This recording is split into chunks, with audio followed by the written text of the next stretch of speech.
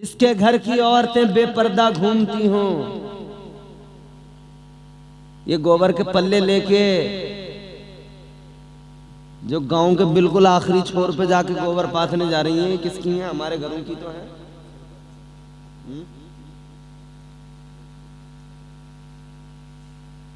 आका ने फरमाया,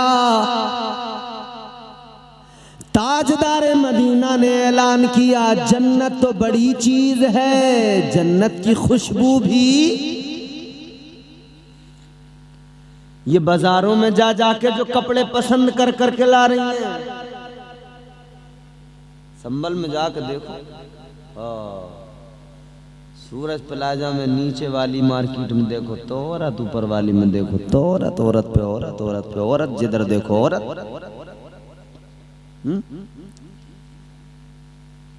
बसों में औरत, ट्रेनों में औरत, हवाई जहाज में औरत, हर जगह। और हमें तो खुदा गवाह है, ये सैयद साहब क़िबला सफर करते हैं।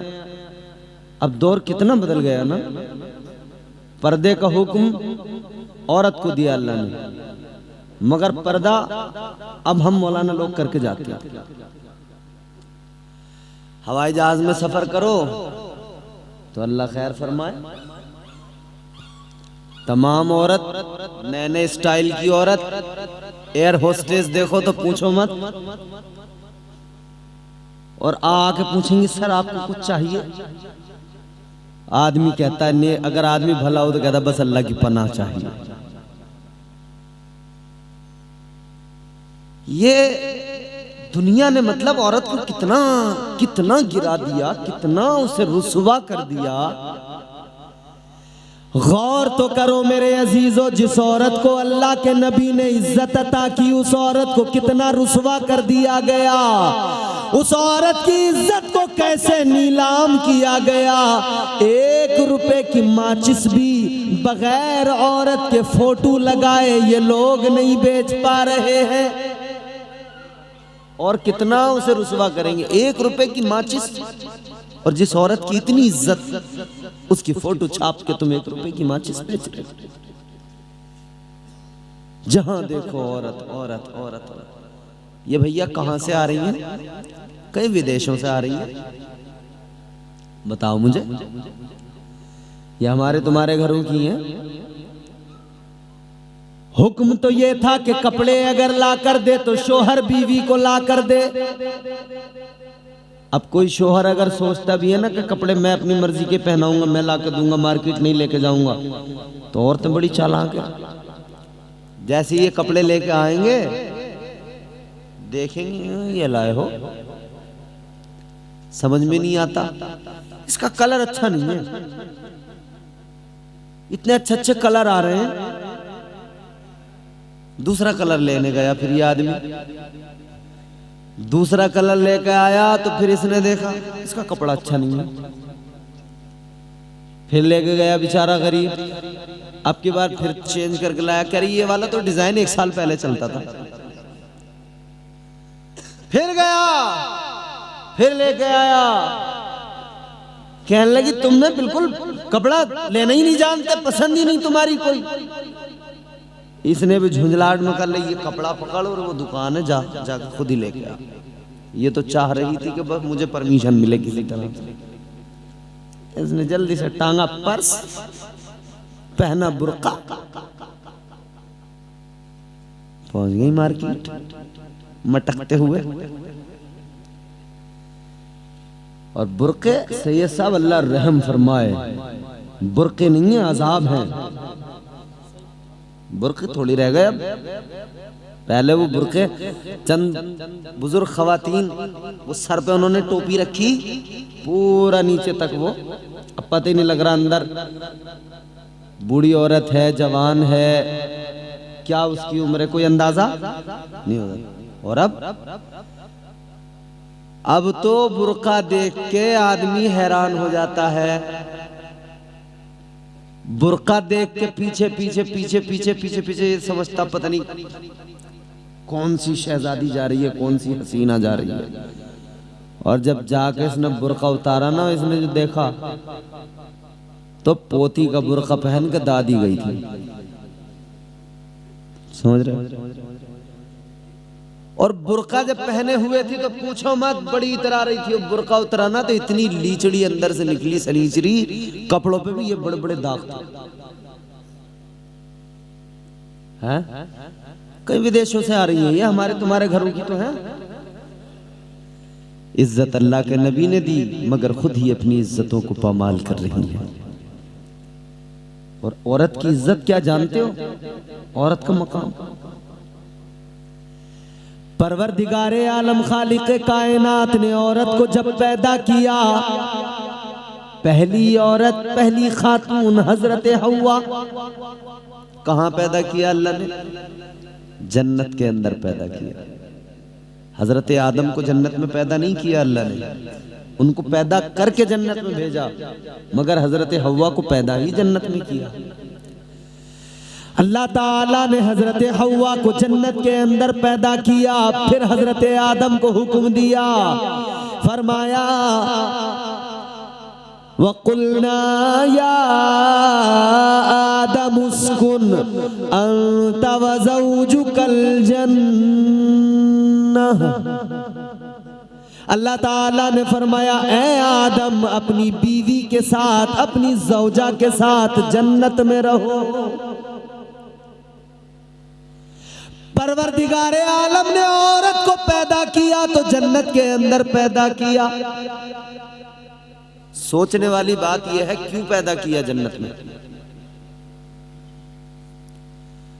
मुफस्सिरीन इकराम फरमाते, अल्लाह ने जो औरत को जन्नत में पैदा किया उसकी वजह यह है, उसके कई सारे असबाब हैं, मगर उसकी एक वजह यह भी है कि अल्लाह ताला ने औरत को जन्नत में पैदा करके औरत को मिजाज दिया कि तुझे जन्नत में पैदा किया जा रहा है, तेरी आंखें खुलेंगी, तुझे जन्नत की बहारें नजर आएंगी। आंख खुलते ही जन्नत के नजारों को देख ले, आंख खुलते ही जन्नत की बहारों को देख ले, आंख खुलते ही जन्नत की रानाइयां देख ले, आंख खुलते ही जन्नत का हुस्न देख ले, आंख खुलते ही जन्नत के नजारे देख ले, आंख खुलते ही जन्नत की शादाबी देख ले, आंख खुलते ही जन्नत की शगुफ्तगी देख ले, आंख खुलते ही जन्नत के गुलो गुंचा को देख ले, आंख खुलते ही जन्नत की कलियों को देख ले, आंख खुलते ही जन्नत का निखार देख ले, आंख खुलते ही जन्नत का चमन देख ले, आंख खुलते ही जन्नत की नहरें देख ले, आंख खुलते ही जन्नत के बागात देख ले,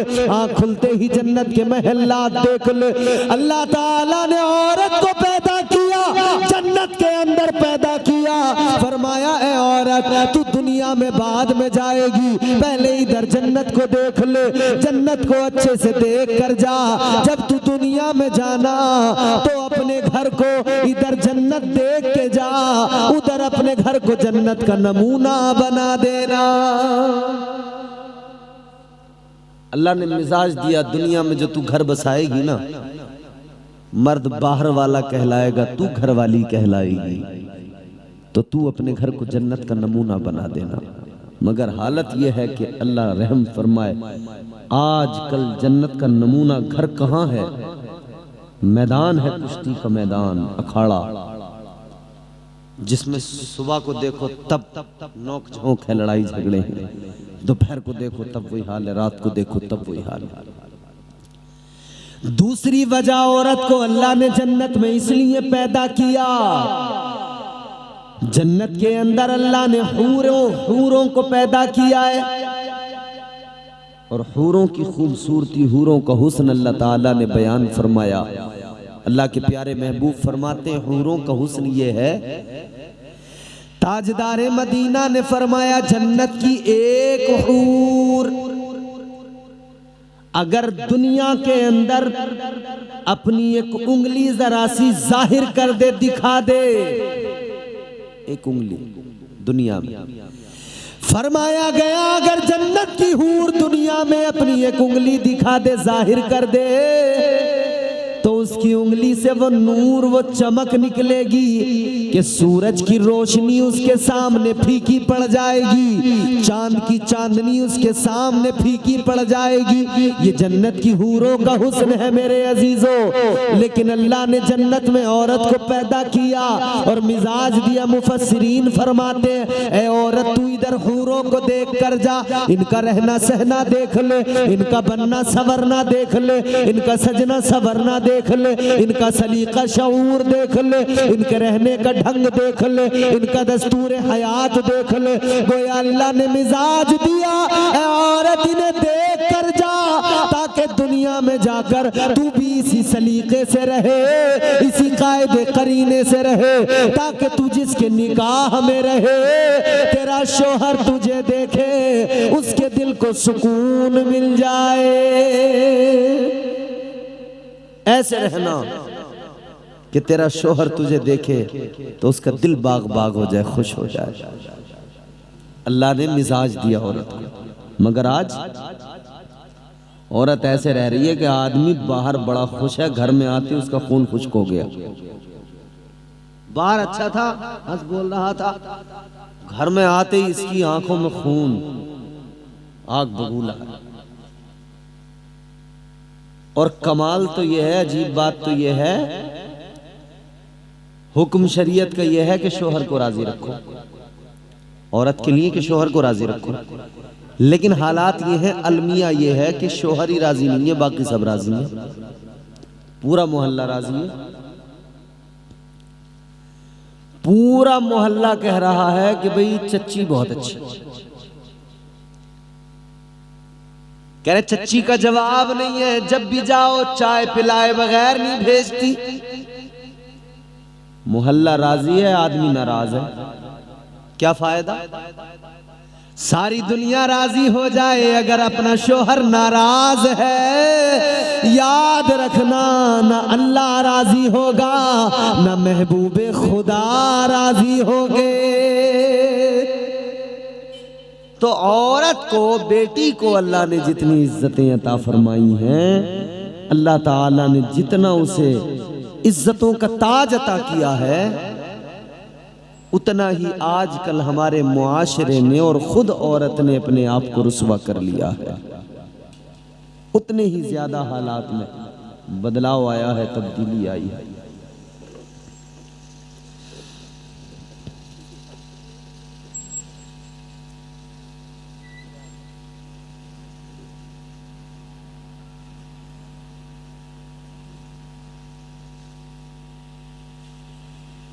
हालात में उतनी ज़्यादा तब्दीली आई है, बदलाव आया है। बहरहाल अर्ज करने का मकसद इतना सा है कि बेटियों का मकाम बड़ा है, मगर बेटियों के मामले में हम वो तरीका फॉलो करें, वो तरीका अपनाएं जो रसूलुल्लाह का तरीका है, और बेटियां वो सीरत अपनाएं जो सैयदा फातिमतुज़ ज़हरा की सीरत है, वो तरीक़ेकार अपनाएं जो सैयदा फातिमतुज़ ज़हरा ने अता किया है, वो तालीमात जो हुजूर ने अपनी बेटी के जरिए इस उम्मत की तमाम औरतों को अता फरमाई है, वो तालीमात हैं जिसके जरिए ज़िंदगी बेहतर बनेगी, ज़िंदगी खुशगवार बनेगी। और जो मैं बात अर्ज कर रहा था ना, हम खुद ही जालिम हैं, खुद ही मजलूम हैं।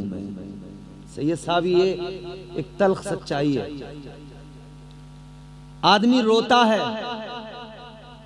गिरियावजारी करता है, फरियाद करता है, लोगों को अपना गम सुनाता है, कहता है जी मैं क्या करूं, मेरे पास बेटी है, मुझे उसकी शादी करनी है, मगर जहां भी रिश्ता करने जा रहा हूं कोई मुझसे 4 पहिया मांग रहा है, कोई 2 लाख 4 लाख की डिमांड कर रहा है।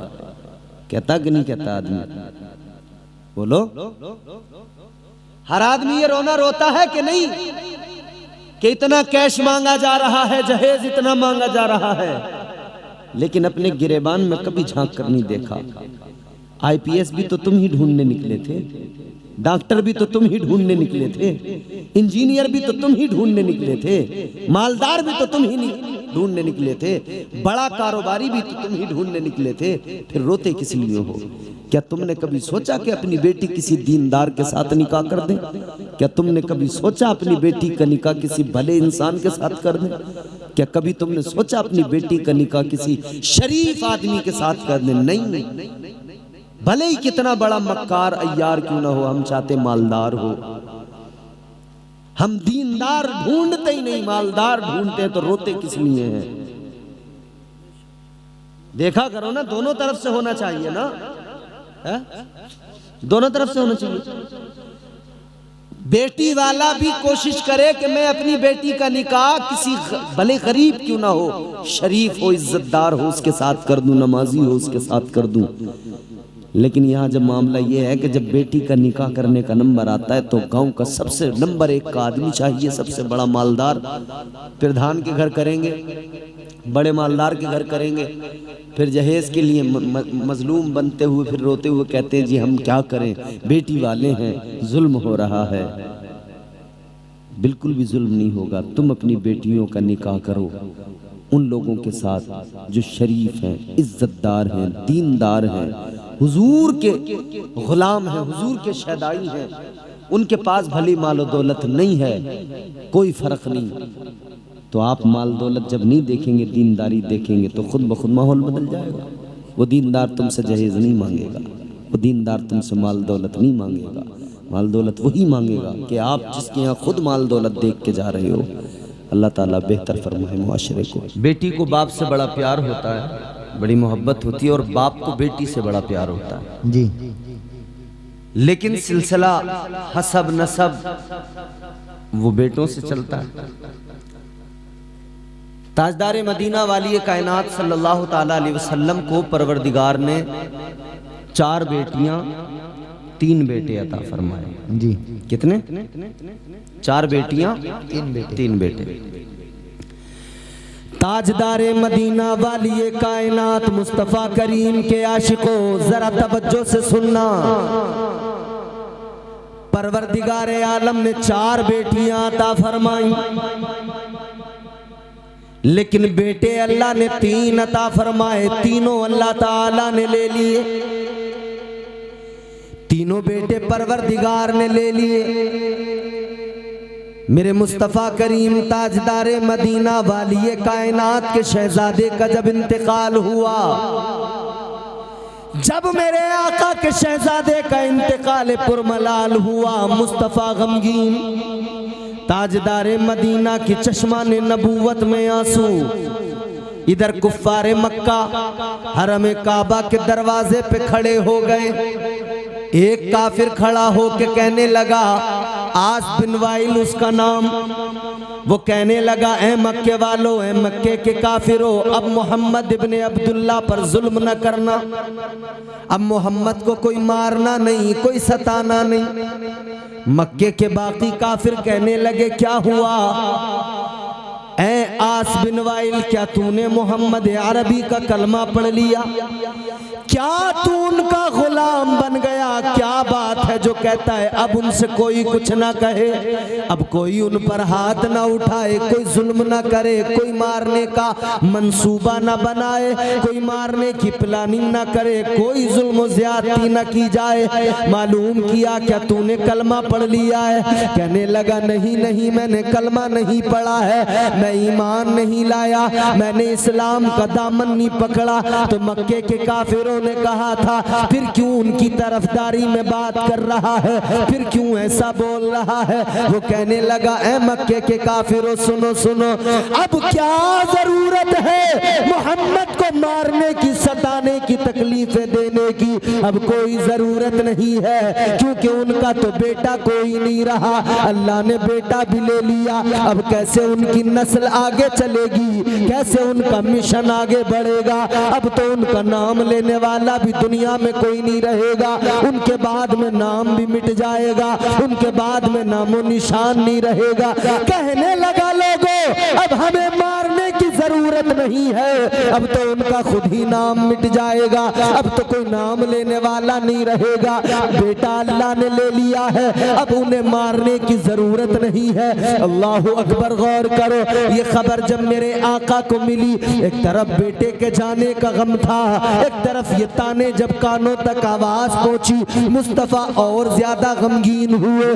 ताजदार मदीना ने अल्लाह ताला परवरदिगार की बारगाह में हाथ उठा दिए, अर्ज करने लगे, मौला आंखों में आंसू हैं। आका ने अर्ज किया मौला ऐ मेरे परवरदिगार, एक तरफ तो बेटे की जुदाई का गम है, एक तरफ तो मेरा लख्ते जिगर चला गया। ऐ मौला एक तरफ तो बेटे का गम अभी ताजा है और दूसरी तरफ हाल ये है, ये मक्के के काफिर कहते हैं मेरा नाम लेने वाला कोई नहीं रहेगा। ये मक्के के काफिर कहते हैं मेरी नस्ल भी खत्म हो जाएगी। परवरदिगार आलम ने फौरन बुलबुल सिदरा को भेज दिया। ताहिर सिदरा आ गए, जनाब जिब्राइल अमीन आ गए, आका की बारगाह में सलाम पेश किया। अर्ज करने लगे या रसूल अल्लाह, ऐ ताजदारे मदीना, अल्लाह का पैगाम लेके आया हूँ, अल्लाह का कलाम लेके आया हूँ। कुरान की आयत नाजिल हो गई, कुरान की सूरत नाजिल हो गई। अल्लाह ताला ने फरमा दिया इन्ना आतैना कल कौसर। अल्लाह ताला ने कुरान नाजिल फरमा दिया, परवरदिगार ने आयत नाजिल फरमा दी। अल्लाह ने फरमाया महबूब गम न करो, ए महबूब फिक्र न करो। ये जालिम समझते हैं नस्ल बाकी नहीं रहेगी, नाम लेने वाला नहीं रहेगा। ए महबूब मगर सुनो, नाम ऐसे चलेगा और इतना चलेगा, तुम्हारी नस्ल ऐसे चलेगी। गली गली तुम्हारी नस्ल होगी, गाँव गाँव तुम्हारी नस्ल होगी, शहर शहर सादात होंगे, हर जगह पर तुम्हारी नस्ल मौजूद रहेगी। या अल्लाह मेरा तो बेटा कोई नहीं है, नस्ल कैसे चलेगी? अल्लाह ताला ने फरमाया ऐ मेरे महबूब अब निजाम कुदरत बदल जाएगा, सिर्फ तुम्हारे लिए निजाम तब्दील होगा। जमाने के हसब नसब बेटों से चलते हैं, तुम्हारी नस्ल को बेटी से चलाया जाएगा। सुभान अल्लाह, सुभान अल्लाह, माशाअल्लाह, माशाअल्लाह। फरमाया महबूब निजाम बदल जाएगा। बात आपकी है। जमाने का शिजरा, जमाने का हसब नसब औलाद की तरफ से जब चलेगा तो बेटों से चलेगा, मगर तुम्हारा जो चलेगा तो बेटी से चलेगा। फरमा दिया परवरदिगार ने ऐ मेरे हबीब, ऐ मेरे महबूब, तुम्हारी नस्ल गली गली पाई जाएगी, तुम्हारा फैजान गली गली होगा। पूरी दुनिया में नाम बाकी अगर रहेगा तो तुम्हारा बाकी रहेगा, बाकी सबके नाम मिट जाएंगे और जो नाम तुम्हारे नाम से जुड़ जाएंगे वही नाम बाकी रह जाएंगे, वही नाम महफूज रह जाएंगे, उन्हीं नामों को इज्जतें मिल जाएंगी। अल्लाह ने ऐलान फरमा दिया महबूब नस्ल तुम्हारी बाकी रहेगी।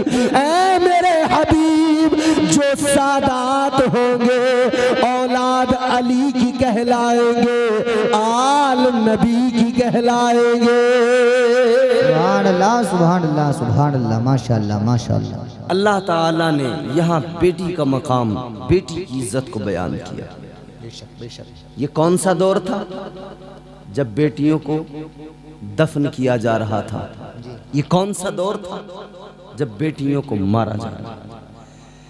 ये वो दौर था तब परवरदिगारे आलम ने ऐलान कर दिया हबीब दुनिया को पता लग जाएगा कि महबूबे खुदा की तो नस्ल ही बेटी से चलेगी, तो बेटी की इज्जतों का ऐलान हो जाएगा। दुनिया समझ जाएगी बेटी का मकाम क्या है, दुनिया को पता लग जाएगा बेटी क्या होती है। इसीलिए जौहर कानपुरी ने कहा जमाने भर में बढ़ी घर की शान बेटी से, महकता रहता है दिल का जहां बेटी से।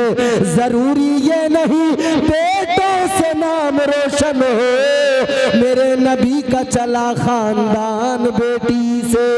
सुभान अल्लाह, नारे तकबीर, नारे रिसालत, नारे हैदरी, नारे गौसियत, मसलके आला हजरत जलसे ईसाले सवाब जिंदाबाद जिंदाबाद। माशाअल्लाह, माशाअल्लाह। उस दौर में हुजूर बेटी की इज्जत का ऐलान कर रहे हैं। उस दौर में परवरदिगार बेटी का मकाम दुनिया को दिखा रहा है कि जब बेटियों को बोझ समझा जा रहा था। आज जिस जलसे में आप और हम जमा हुए, एक बेटी दुनिया से रुखसत हुई। उस बाप से पूछो जिसकी बेटी जवान दुनिया से गई, उसका कलेजा फट गया। बेटी क्या गई? एक तरफ तो हालात ये हैं, बेटियों को लोग बोझ समझ रहे हैं। एक तरफ तो हालात ये हैं कि लोग समझते हैं बेटी है, बड़ा खर्च करना पड़ेगा, इसकी शादी में बड़ा हमें पैसे का इंतजाम करना पड़ेगा। लेकिन सुनो सुनो, दूसरी तरफ बाप को मोहब्बत भी इतनी होती है, प्यार भी इतना होता है। कहता है मेरी बेटी तू है तो मेरे घर में बहार है, तू है तो तेरे होने से मेरे घर के अंदर रौनकें हैं। मेरी लखते जिगर, रात दिन कमाऊंगा, मैं दिन को दिन नहीं समझूंगा, मैं सारा दिन मजदूरियां तो गवारा करूंगा, मगर तेरी शादी बड़ी धूमधाम से करूंगा, तेरी शादी बड़ी शानो शौकत से करूंगा। जमाना देखेगा ये बाप और बेटी का रिश्ता कैसे बना, ये बाप और बेटी में प्यार कहां से आया। बाप तो यही था, बेटी तो यही थी, मगर बाप इतना सफाक था, इसी बेटी को रेत के नीचे दबा दिया करता था। एक सहाबी है मेरे आका की बारगाह में अर्ज करने लगे, या रसूल अल्लाह, ए ताजदारे मदीना, दौरे जहालत के दो वाक़े याद आते हैं। आका जब हमने कलमा नहीं पढ़ा था, जब हम ईमान नहीं लाए थे, या रसूल अल्लाह दो वाक़े याद आते हैं, दो बातें याद आती है। एक बात को याद करते हैं तो बड़ी हंसी आती है, और आका दूसरी को याद करते हैं तो बड़ा रोना आता है, आंखें भीग जाती हैं। ताजदारे मदीना ने फरमाया, बोलो जरा बताओ कौन सी वो दो बातें हैं जो तुम्हें याद आती है। अल्लाह अकबर। सहाबी अर्ज करने लगे, या रसूल अल्लाह, जब हमने कलमा नहीं पढ़ा था, जब हम ईमान नहीं लाए थे, आका हम बुतों की पूजा किया करते थे। जब हम सफर पे जाते थे, हम आटे के बुत बना लिया करते थे, आटे के बुत बनाकर लेकर चलते थे और रास्ते में उन्हीं बुतों की पूजा किया करते थे। लेकिन जब भूख लगती थी, उन्हीं बुतों को तोड़ तोड़ कर पका के खा लिया करते थे। कभी बाजू तोड़ के पका के खा लिया, कभी पैर तोड़ के पका के खा लिया, कभी उसके चेहरे को, उसके सर को तोड़ा और उसको पका कर खा लिया। कहने लगे, आका आज भी हम अगर उस बात को याद करते हैं, या रसूल अल्लाह, हमें हंसी आती है, हमें अपने आप पर हंसी आती है। हमारी अक्लों को क्या हो गया था, जिनको पूज रहे थे उन्हीं को तोड़ तोड़ के पका पका के खा रहे थे। कहते हुजूर ये एक वाकया तो ये कि जिस पर हमें हंसी आती है, ताज्जुब होता है। कहते हैं हुजूर एक और वाकया है जो हमें रुला दिया करता है, एक और वाकया है जिस पे हमें रोना आता है, एक और बात है। ताजदारे मदीना ने फरमाया, वो कौन सी बात है जिस पर तुम्हें रोना आता है?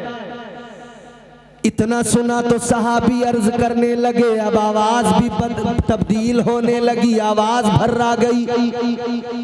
ताजदारे मदीना ने फरमाया, बयान करो वो दूसरी बात कौन सी है। अब आवाज भी तब्दील हो गई, लहजा भी तब्दील हो गया, आंखें भी भीग गई। अर्ज करने लगे, या रसूल अल्लाह, जब तक हमने कलमा नहीं पढ़ा था, आका हमारी हालत ये थी, या रसूल अल्लाह, हम बेटियों को बोझ समझा करते थे, हम बेटियों को अपने हाथों से जिंदा दबा दिया करते थे, हम उनको जिंदा रेत में दफन कर दिया करते थे। हमारी हालत ये थी, या रसूल अल्लाह, हम इतने जालिम बन गए थे।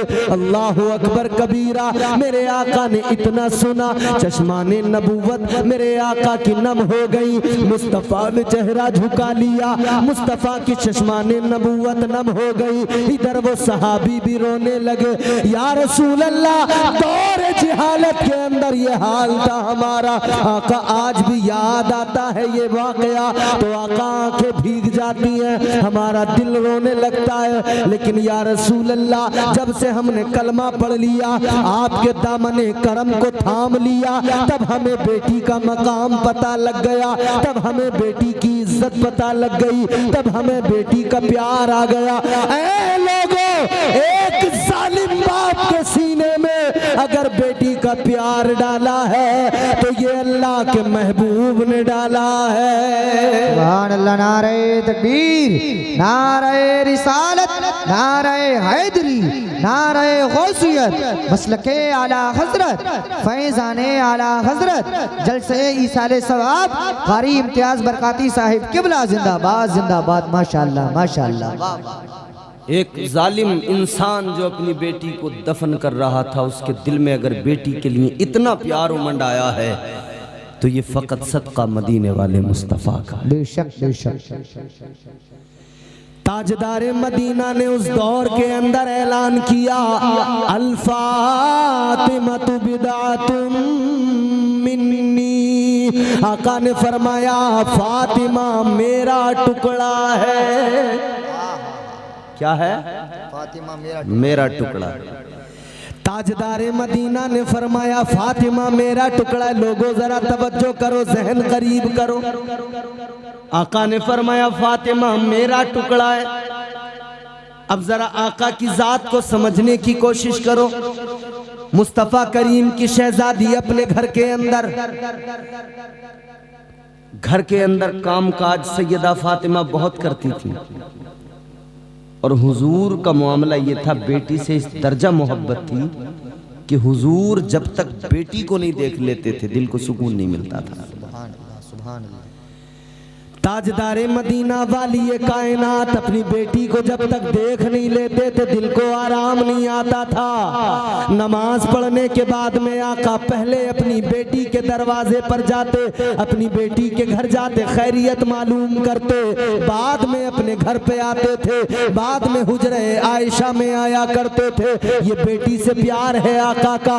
एक घर दरमियान में, आगे मौला अली का घर है, आगे हजरत फातिमा है, लेकिन ये जरा सा डिस्टेंस बन गया, ये जरा सी दूरी बन गई। अल्लाह अकबर। सैयदा फातिमतुज़ ज़हरा आका की बारगाह में आई, या रसूल अल्लाह मेरा दिल तो चाहता, मेरे आका ने फरमाया बेटी तुझे देखता नहीं तो मुझे सुकून नहीं आता। कहने लगी आका मेरा भी दिल नहीं लगता है। या रसूल अल्लाह क्या करूं, ये जरा सा जो फासला है इस फासले को कैसे कम किया जाए। अल्लाह अकबर। सैयदा फातिमा कहने लगी या रसूल अल्लाह ये जो दरमियान में एक सहाबी का मकान है, अगर ये सहाबी हमारे मकान में चले जाए, हम इनके मकान में आ जाए तो या रसूल अल्लाह ये दूरी खत्म हो जाएगी। ताजदारे मदीना ने फरमाया है मेरी शहजादी मैं भी यही चाहता हूँ, मेरा दिल भी यही चाहता है तू मेरे बिल्कुल करीब रहे, लेकिन क्या करूँ, वो अपना सामान साजो सामान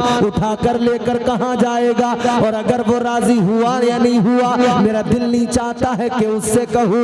इधर ये गुफ्तगू आका की हुई है, उधर वो सहाबी जिनका मकान है उनको खबर मिल गई, वो आका की बारगाह में आ गए, अर्ज करने लगे या रसूल अल्लाह सैयदा को अगर इधर रखना चाहते हैं, आका इस घर के अंदर अगर सैयदा को रखना है तो या रसूल अल्लाह सोचना कैसा, बेटी के घर खबर भिजवा दीजिए, आ जाएं अपना सामान लेकर यहाँ आकर रहने लगेंगी। मेरे आका ने फरमाया ऐ सहाबी अगर मेरी बेटी यहाँ आएगी तो तू किधर जाएगा। रोके अर्ज करने लगे या रसूल अल्लाह आप राजी रहे, आपकी बेटी राजी रहे, मैं तो मदीने के बाहर एक झोपड़ी बना के भी गुजारा कर लूंगा। माशाअल्लाह। हुजूर आपकी बेटी राजी रहे, मखदूमा कायनात राजी रहे। कौन मखदूमा कायनात है? लाहौर का एक कलंदर है जिसे दुनिया अल्लामा इकबाल कहती है। अल्लामा इकबाल बारगाह सैयदा तैयबा हजरत फातिमतुज़ ज़हरा में अपना मारूजा पेश करते हैं, कहते हैं ऐ सैयदा ऐ फातिमतुज़ ज़हरा आपकी अज़मतें, आपकी रिफ़ातें, आपकी फजीलतें, आपका मकाम व मर्तबा तो ये है ऐ सैयदा अगर मेरे पैरों में शरीयत की जंजीर न होती, अगर मेरे पैरों में शरीयत की बेड़ी न होती, ये सारा जमाना सारी दुनिया अल्लाह के घर काबे का तवाफ करता है, अगर मेरे पैरों में शरीयत की बेड़ी ना होती तो मैं ऐ सैयदा तेरी कब्र का तवाफ किया करता। हुजूर की बेटी का ये मकाम है। बेटियों को इज्जत जो मिली है ना, वो दरे सैयदा फातिमा ज़हरा से मिली है।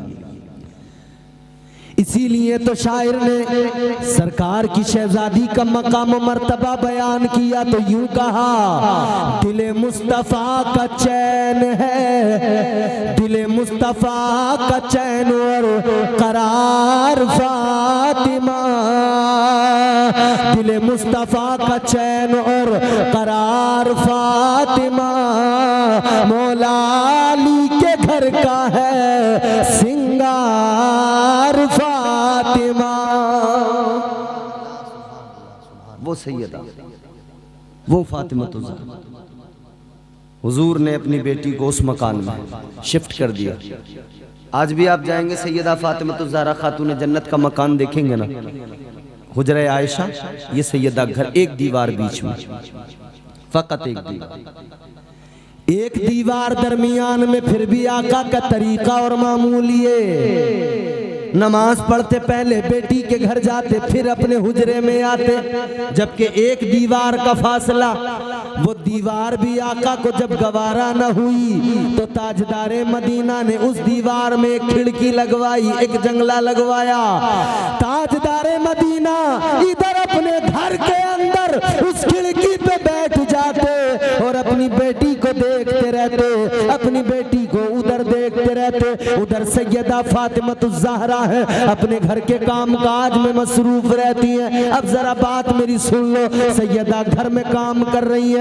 आका की एक रोज नजर पड़ी है, सैयदा रोटियां तंदूर में बना रही है। मेरे मुस्तफा ने देखा बेटी का पसीना टपक रहा है, सैयदा की पेशानी पे पसीना है। ताजदारे मदीना घर से निकले, काशाने नबुव्वत से निकले, आका अपनी बेटी के दरवाजे पे पहुंच गए। दरवाजे पे दस्तक दी, दरवाजा खुला, ताजदारे मदीना अंदर पहुंचे। आका ने फरमाया, बेटी है मेरी लख्ते जिगर, पसीना बह रहा है, बहुत मेहनत कर रही हो। ऐ बेटी मैंने देखा है रोटियां बना रही हो। ऐ बेटी तुम्हारा बाप आ गया है, तुम्हारा बाबा आ गया है, जरा सा तुम आराम कर लो। तुम रोटियां तंदूर में जो डाल रही हो, बना रही हो, अब तुम इस काम को ना करो, बस तुम पीछे बैठकर पेड़े बना कर दे दो, आटे के पेड़े बना कर दो, रोटियां मैं बनाए देता हूँ, रोटियां जरा मैं तंदूर में लगाए देता हूँ। आका बैठ गए, मुस्तफा करीम रोटियां लगाने लगे। ऐ लोगों गौर तो करो, कायनात का इमाम, जाने कायनात, नबियों का पेशवा मुस्तफा करीम महबूबे खुदा, अपनी बेटी से ये प्यार है, ये मोहब्बत है कि बेटी के साथ रोटियां बनाने लगे। ताजदारे मदीना इधर रोटियां बना रहे हैं, अल्लाह अकबर। इधर फातिमा ज़हरा नजर डालती है, देखती है और फिर आका से बारगाहे मुस्तफा में अर्ज करती है, कहने लगी, या रसूल अल्लाह एक बात समझ में नहीं आ रही, या रसूल अल्लाह, ऐ बाबा जान एक मामला समझ में नहीं आ रहा। आका ने फरमाया, बोलो बेटी क्या बात है।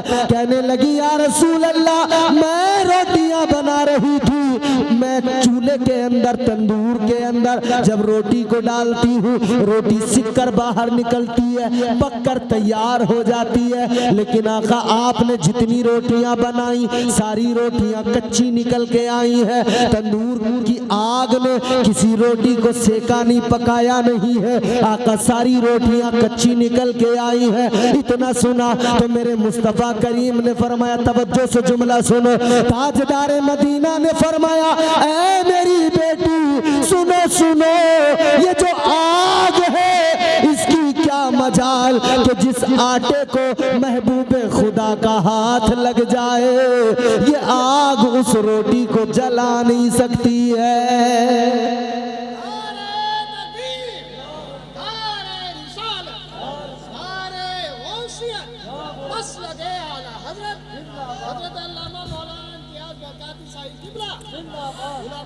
आटे की रोटी है, आका का हाथ लग गया, अब उसे आग नहीं जला रही है, उसे आग नहीं जला रही है। अब सुनो सैयदा फातिमा ज़हरा का मकाम सुनने वालों, ताजदारे मदीना ने फरमाया, ऐ मेरी शहजादी हाथ मेरा लगा है, ये आग इसको जला नहीं सकती है। हमारा भी अकीदा यही है, आका का हाथ लग जाता है, आटे की रोटी को निस्बत मिल जाती है, आग उसको नहीं जलाती है, तो फिर हम तो आका से निस्बत रखते हैं, प्यार मदीने वाले से करते हैं। और उधर मेरे मुस्तफ़ा की शहजादी हजरत फातिमा नाम फातिमा है। और फातिमा का माना क्या होता है? फातिमा का माना जब डिक्शनरी आप उठाएंगे, आजाद करने वाली, आजाद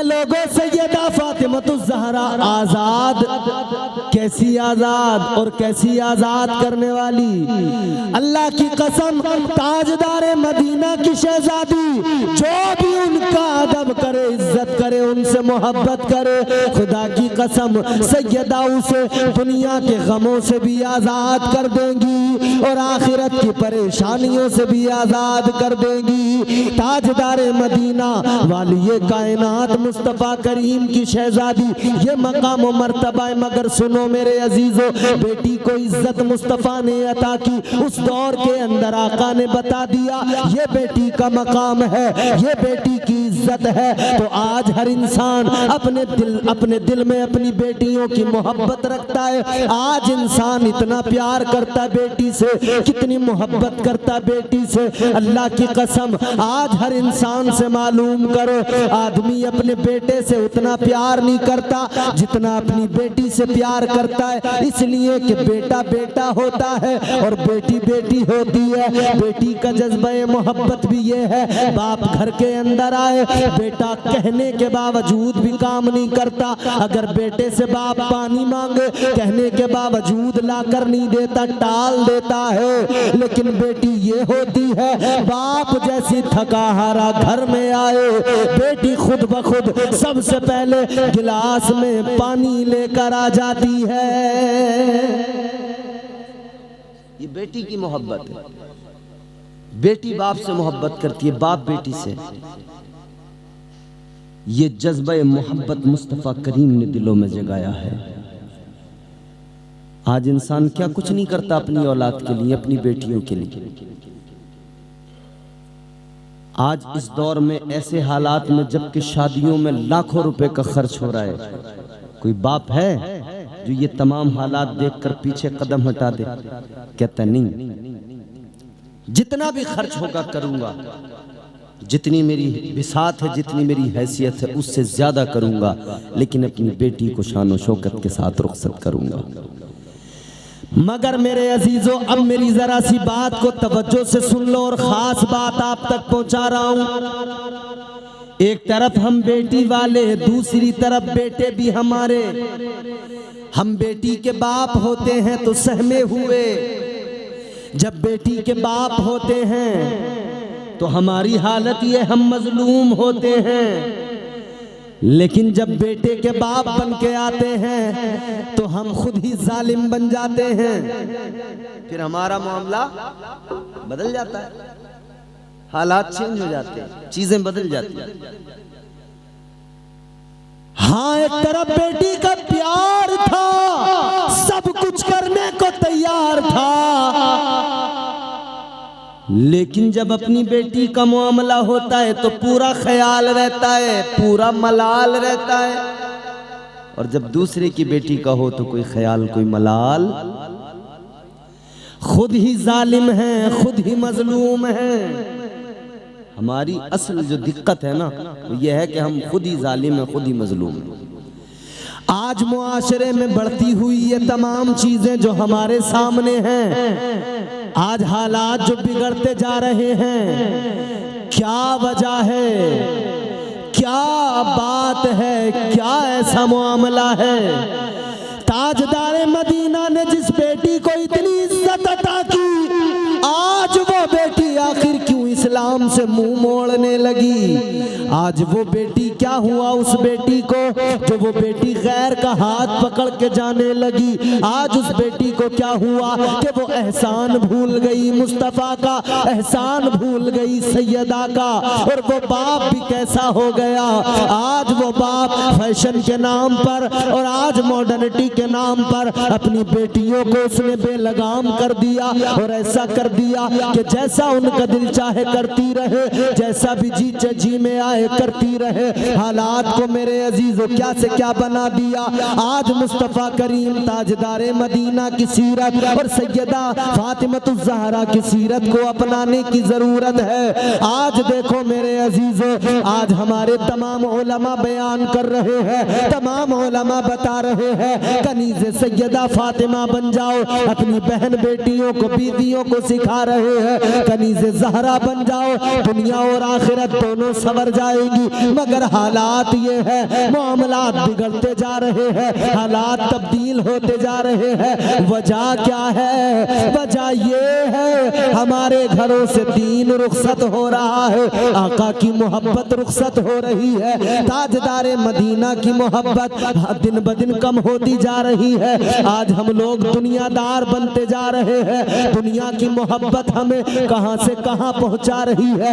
यही तो वजह है, एहसास मरता जा रहा है, जज्बात सर्द पड़ते जा रहे हैं, हालात इतने बदल गए। आज कुछ भी हो जाए हमें कोई फर्क नहीं पड़ता है, मुआशरे में कितनी ही तबाही क्यों ना हो हमें कोई फर्क नहीं पड़ता है। कोई बोलने को तैयार नहीं है, कोई कहने को तैयार नहीं है। आज क्या कुछ नहीं हो रहा, हालात कितने खराब हैं, अल्लाह रहम फरमाए। आज बदतमीजियां सरेआम हो रही है, बेहयाइयां सरेआम हो रही है, लेकिन कोई बोलने वाला नहीं है। ऐ ताजदारे मदीना के गुलामों, आज भी अपने आप को अगर हम बदल डाले, तर्ज जिंदगानी को बदल डाले, खुदा की कसम इज्जतें हमारे कदमों में पड़ी होगी।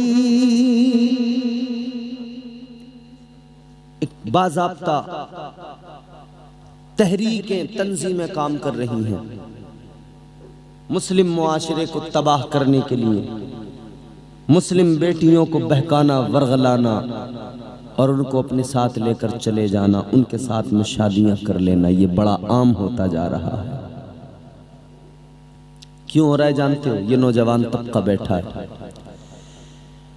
नौजवानों, जब तुमने अपनी बहनों की इज्जत का ख्याल न किया तो कौन करेगा? नौजवान तो खुद चौराहों पे खड़े होकर अपनी बहनों को तक रहे हैं। एक मुसलमान की शान ये तो नहीं होती कि चौराहे पे खड़ा हो जाए और अपनी ही बहनों को तके। अल्लाह ताला ने जिनकी इज्जत का मुहाफिज बनाया था, आज उन्हीं को ये नौजवान हमारा मुसलमान चौराहे पे खड़े होकर, दोराहे पे, गली के नुक्कड़ पे खड़े होकर तक रहा है और जरा सी भी शर्म नहीं, जरा सा भी ख्याल नहीं।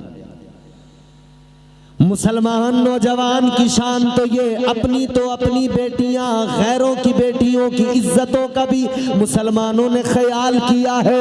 एक यहूदी की बेटी बाजार के अंदर, और बाजार में किसी ने उसको छेड़ दिया, किसी ने जरा सा उसको कुछ कह दिया। एक मुस्तफ़ा का दीवाना बाजार में खड़ा है, मदीने का बाजार है, मुस्तफ़ा का एक सहाबी खड़ा है। अल्लाह अकबर कबीरा।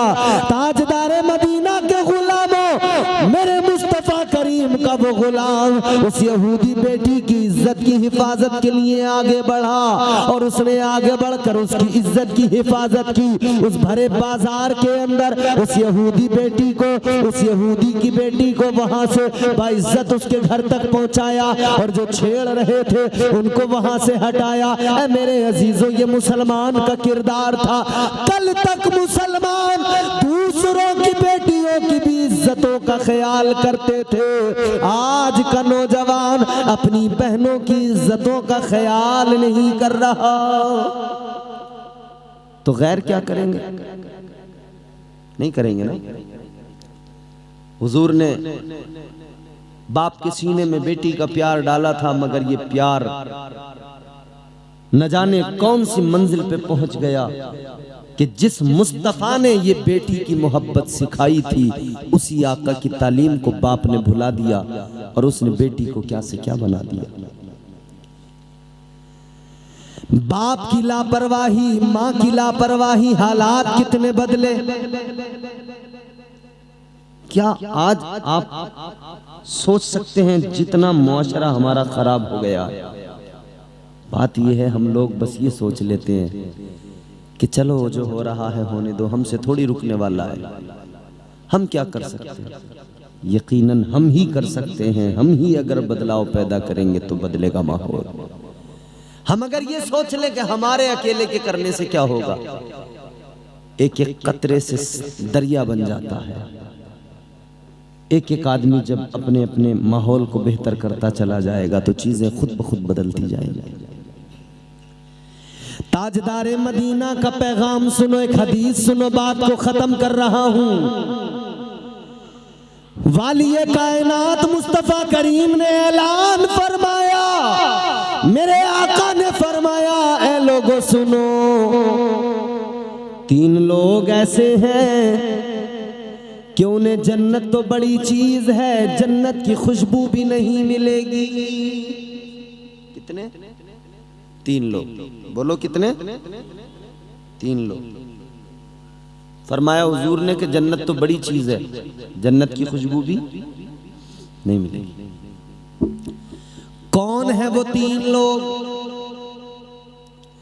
ताजदारे मदीना ने फरमाया, पहला है बेनमाजी जो नमाज नहीं पढ़ता। और दूसरा कौन है? फरमाया मेरे मदनी करीम आका ने, दूसरा वो है जो माँ बाप को सताता है, माँ बाप का दिल दुखाता है। और एक रिवायत के मुताबिक दूसरा वो जो शराब पिया करता है। अच्छा, वो नौजवान जो शराब के जाम उठाने लगा हो, क्या अब वो अपनी कौम और अपनी बेटियों की इज्जत को समझेगा? उसकी हमीयत क्या इतनी अब बाकी रह गई होगी?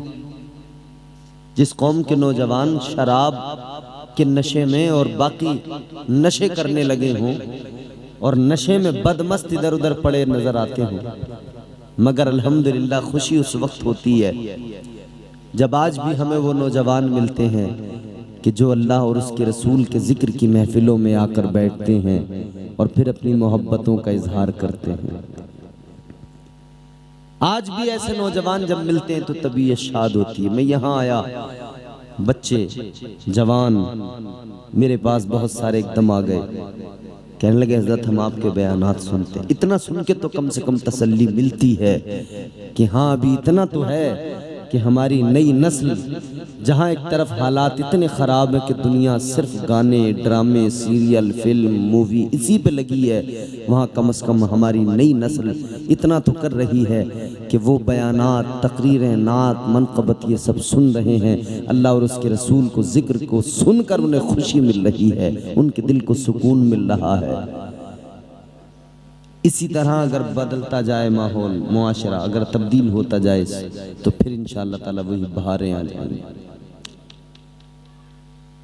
असल चीज ये है कि हम अपने आप को बेहतर बनाएं, संवारें, वरना एक दिन मरना तो है ही, कब्र में तो जाना है ही, हिसाब तो देना है ही। ईसाले सवाब की महफिल में आने वालों, याद रखना कब्र में जाना है। मौत आने के बाद में कब्र के अंदर जब फरिश्ते आएंगे कोई पुरसाने हाल नहीं होगा। और हुजूर तो फरमाते हैं कि कब्र जो है ना दबाती है। मोमिन नेक परहेजगार कब्र में जाए, कब्र उसे भी दबाती है। गुनहगार कब्र में जाए, कब्र उसे भी दबाती है। गुनहगार को भी नहीं छोड़ती, परहेजगार को भी नहीं छोड़ती। आप कहेंगे ये कौन सी बात हुई, गुनहगार को भी कब्र दबा रही है, परहेजगार को भी दबा रही है। हाँ मेरे अजीजों गौर करो, गुनहगार को भी दबाती है कब्र, परहेजगार को भी, नेक को भी दबाती है। मगर अंदाज क्या है, फरमाया गया जब गुनहगार कब्र के अंदर जाता है तो कब्र उसको दबाती है, तो इस तरह दबाती है कि इधर की पसलियां इधर और इधर वाली पसलियां इधर एक दूसरे में यूं अंदर को घुस जाती हैं। हड्डियां टूटने लगती हैं, जिस्म सारा चूर चूर होने लगता है। जब कब्र दबाती है हड्डियां टूटने लग जाती हैं, मगर दूसरी तरफ मेरे अजीजों गौर करो, एक तरफ तो ये है गुनहगार जिसको कब्र ने ऐसे दबाया, इसकी हड्डियां टूटने लगी, कितनी तकलीफ हुई है, कितनी तकलीफ होती होगी बस वही जानता है जिस पे गुजर रही है। लेकिन दूसरी तरफ नेक परहेजगार है, एक वो है जो आका का वफादार है, एक वो है जो मुस्तफा का सच्चा आशिक है, गुलाम है, एक वो है जिसने अपनी जिंदगी गुजारी इबादत करते हुए, जिसने अपनी जिंदगी गुजारी अल्लाह की बारगाह में सर झुकाते हुए, एक वो है वो जब कब्र के अंदर गया, वो नेक परहेजगार जब कब्र में गया उसको भी कब्र ने दबाया, मगर अंदाज क्या है, फरमाया गया जब कब्र उसको दबाती है अंदाज ये होता है कि जैसे माँ अपने बच्चे को प्यार के साथ, ममता के साथ, माँ अपने बच्चे को अपनी गोद में लेकर प्यार से दबाती है, नेक परहेजगार को कब्र इसी तरह से दबाती है। नेक इंसान को कब्र ऐसे दबाती है। कब्र में तो जाना, तो जाने से पहले वहां जाने की तैयारी करें, अपने माहौल को बदलने की कोशिश करें, तब्दीली लाएं अपने अंदर। एक वो जो नमाज नहीं पढ़ता, हुजूर फरमाते जन्नत तो बड़ी चीज है, जन्नत की खुशबू भी नहीं पाएगा। एक वो जो माँ बाप को सताता है, जन्नत तो बड़ी चीज है, जन्नत की खुशबू से भी महरूम रहेगा।